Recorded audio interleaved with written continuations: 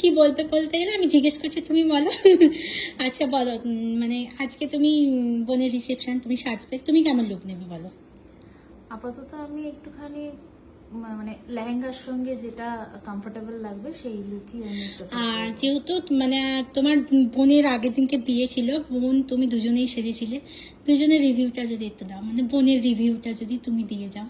প্রথমত আমার বোন ব্রাইড ছিল, তো ব্রাইড অবস্থায় মানে যে অবস্থায় আমরা এসেছিলাম আর যে টাইমের মধ্যে আমার বোন সেজে গেছে, হ্যাঁ, সেটা তো 8:30 বেজে কিছু গেছিল। 8:30 বেজে গেছিল, অনেক দেরি হয়ে গেছিল, সব লোকজন দাঁড়িয়েছে, রেজিস্ট্রার দাঁড়িয়ে আছে, বর এসে গেছে, কিছু মানে আমরা পুরো টেনশনে সেখানে আমরা প্যানিক করছি, সেই অবস্থায় সেজেও গেছে।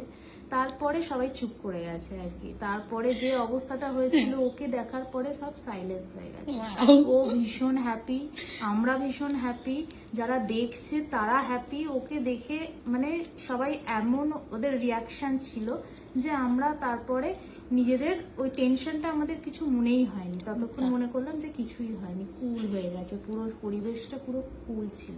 আর আমার কথা তো বলতেই, আমি কি বলবো আমি জানি না, আমি দিদির কাছেই সেজে এসেছি যতদিন থেকে সাজতে জানি, মানে যতদিন থেকে আমি এই মেকআপ আর্টিস্টের কাছে সাজছি বা কোনো কিছু, হ্যাঁ, আমি দিদির কাছেই প্রথম থেকে সেজে এসেছি। তার আগে কোথাও সাজিও নি, আমার মনে পরেও আছে, হয়তো কোথাও সাজবো না। আমার মনে আছে আমার যখন পা ভেঙে গিয়েছিল, তুমি হচ্ছে সবচেয়ে প্রথম ক্লায়েন্ট একদমই তাই, যে আমার বিছানাতে শুয়ে আমার কাছ থেকে আমি মেকআপ মেকআপ করে দিয়ে করেছিলাম, গিয়েছিল। তো একদমই তাই। চলো, আজকেও একটু